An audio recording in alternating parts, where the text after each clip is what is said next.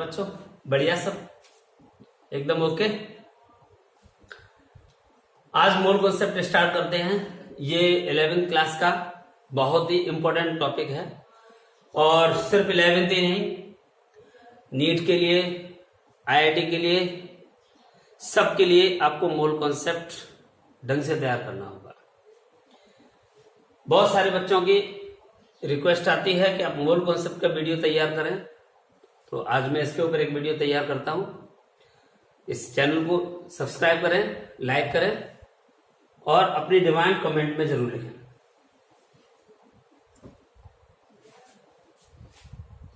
Mole concept बड़ा important topic है और बड़ा सही भी है। मोल क्या होता है? मोल एक नंबर है। आप ऐसे समझो जैसे 1 डजन इक्वल टू 12 नंबर। अब कुछ भी हो, 1 दर्जन हम कुछ भी कह सकते हैं। मैंने कहते 1 दर्जन केले, तो 1 दर्जन बोलते ही, 1 डजन बोलते ही हम समझ जाते हैं कि उसका नंबर 12 है। मैं कहता हूं 1 दर्जन गधे घूम रहे हैं यहां पे, तो इसका मतलब ये हुआ कि 12 गधे वहां पे घूम रहे हैं। तो ऐसे ही मोल भी हमारा एक नंबर होता है जिसकी फिक्स वैल्यू होती है। 1 मोल आपका 6.02 into 10 to the power 23 particles होता है।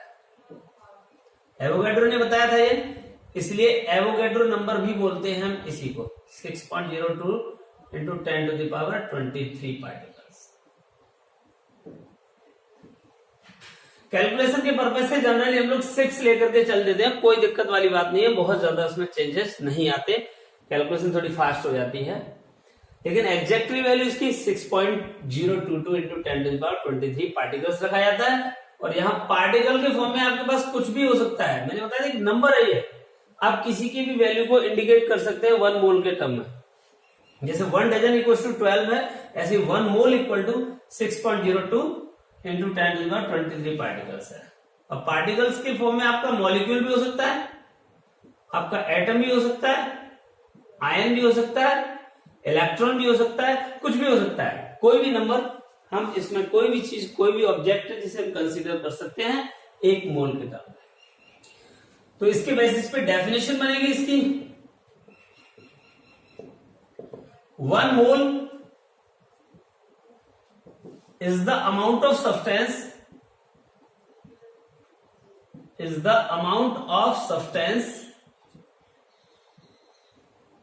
which have number of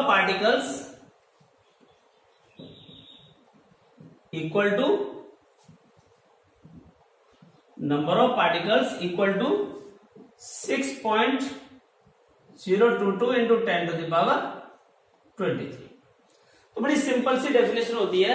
1 mole is the amount of substance which have number of particles equal to 6.022 into 10 to the power 23 होना चाहिए। ये इसकी डेफिनेशन हो गई। 1 मोल इक्वल टू, ये वैल्यू बता दी। पार्टिकल्स में हम कुछ भी कंसीडर कर सकते हैं। जो चीज हमें याद रखने वाली है उनको मैं बॉक्स में रखता जाता हूं, ताकि हमें आगे इसकी जरूरत पड़े तो हम उन्हें बॉक्स में से निकाल के यूज कर ले। तो ये टॉपिक क्लियर है, यहां से आगे बढ़ते हैं।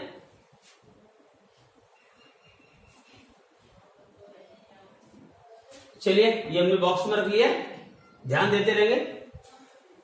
अगली बात आती है कि मोल होता क्या है, कैसे निकालेंगे?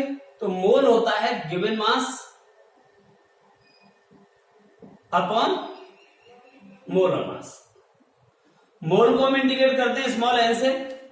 गिवन मास W हो गया, मोलर मास M हो गया। तो नंबर ऑफ मोल्स अगर आपको निकालने हैं तो इस फॉर्मूले को इस्तेमाल करके नंबर ऑफ मोल्स निकाल लेंगे। 1 मोल में इतने पार्टिकल्स होते हैं, तो जितने मोल आपके पास होंगे उसका उसमें मल्टीप्लाई कर दिया जाएगा। तो इसके बेसिस पे कुछ फॉर्मूले तैयार करते हैं, इंपॉर्टेंट फॉर्मूले होंगे ये। देखिए, सबसे पहले मैं जो ट्रिक बता रहा हूं इससे कभी गलती नहीं हो सकती, ये एरर लेस कॉन्सेप्ट है अपना। Number of molecules equal to होगा मोल इंटू एवोगैड्रो नंबर। अगर आप इनकी वैल्यू रखते हो तो मोल होता है गिवन मास अपॉन मोलर मास, इंटू 6.02 इंटू 10⁻23। हम निकाल रहे हैं यहाँ पे मॉलिक्यूल्स, तो इसका यूनिट भी आएगा मॉलिक्यूल्स। तो ये हमारा एक फॉर्मूला तैयार हुआ, नंबर ऑफ मॉलिक्यूल्स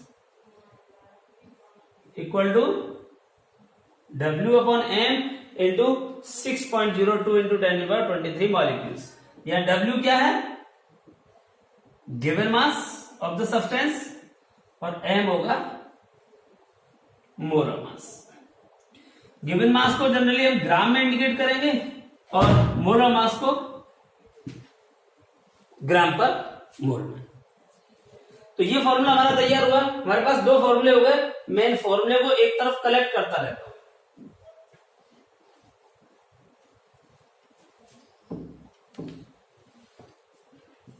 तो n इक्वल्स टू W/m, दूसरा फॉर्मूला। तीसरा आ गया number of molecules equals to W/m into 6.02 into 10⁻23 molecules.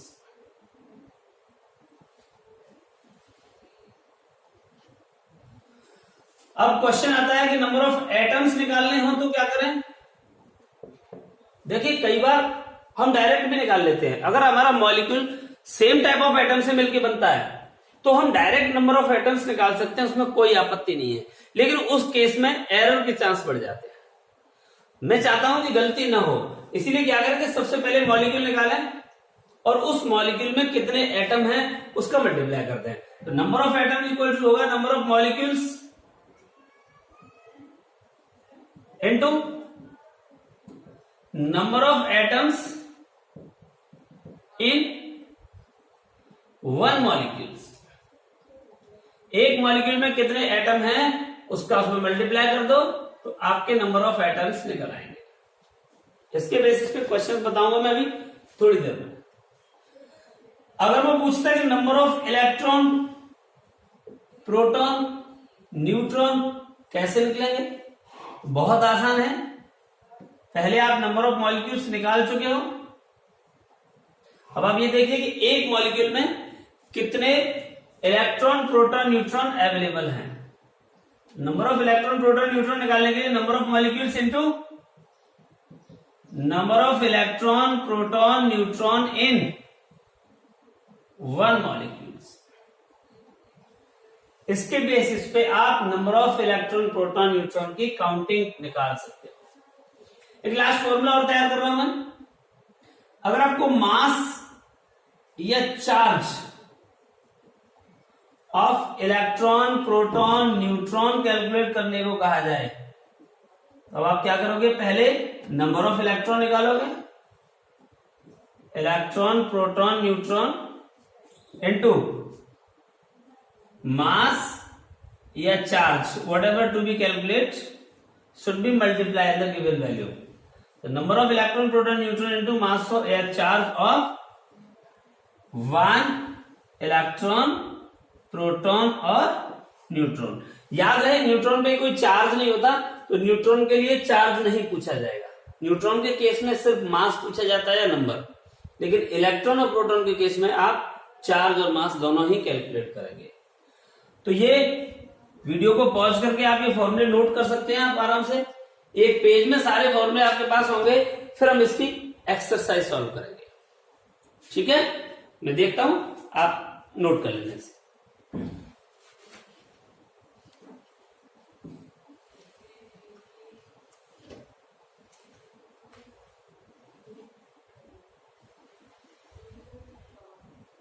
Sir जी मैं नोट ना कर पाया। नोट करना चाहिए था आपको। लेट है। चलिए क्वेश्चन पूछते हैं, इसके कैसे क्वेश्चंस होंगे। Calculate number of atoms of hydrogen in 18 gram glucose. ये क्वेश्चन आपसे पूछा गया है। तो नंबर ऑफ एटम्स पूछा है ना, मैंने कहा था कि आप पहले नंबर ऑफ मॉलिक्यूल्स निकालेंगे, उसके बाद नंबर ऑफ एटम्स निकालेंगे। तो मैंने फॉर्मूला बताया था कि number of molecules equal to given mass upon molar mass into Avogadro number. Given mass 18, glucose का फॉर्मूला होता है C6H12O6, 6 का 72 plus 12 84 plus 96 180, molar mass 180, given mass 18 into Avogadro number. ये कैंसिल हो गया 10 टाइम्स, ये नीचे से ऊपर जाएगा, माइनस में हो गया 6.02 into 10 to the power 22 molecules निकल गया है। लेकिन हमें पूछे नंबर ऑफ एटम्स। एक ग्लूकोज के मॉलिक्यूल में 12 हाइड्रोजन एटम है। Number of hydrogen atoms equal to 6.02 10 की पावर 22 इंटू एक मॉलिक्यूल में 12 होंगे तो 12 का इसमें मल्टीप्लाई आ जाएगा। 12 2 जा 24, 12 6 जा 72 इंटू 10 टू द पावर 22, तो 7.224 into 10 to the power 23 atoms will be there in the 18 gram hydrogen। तो ये ध्यान रखना है, कैसे भी क्वेश्चंस को यहां पे पूछा जा सकता है, छोटे से छोटा क्वेश्चन। जरूरी चीजें क्या है जहां पे बच्चे एरर करते हैं, ये मास हमेशा ग्राम में रखना है हमें, क्योंकि मोलर मास को ग्राम पर मोल में इंडिकेट किया जाता है।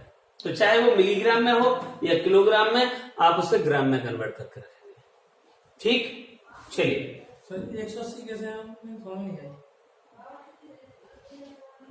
180 कैसे है? 180 ऐसे आया, इसका 12 होता है, एक का 72 हो गया, हाइड्रोजन का 1 होता है 12 हो गया, 84 हो गया, और ऑक्सीजन का 16 होता है तो 96 हो गया, 96 और 84।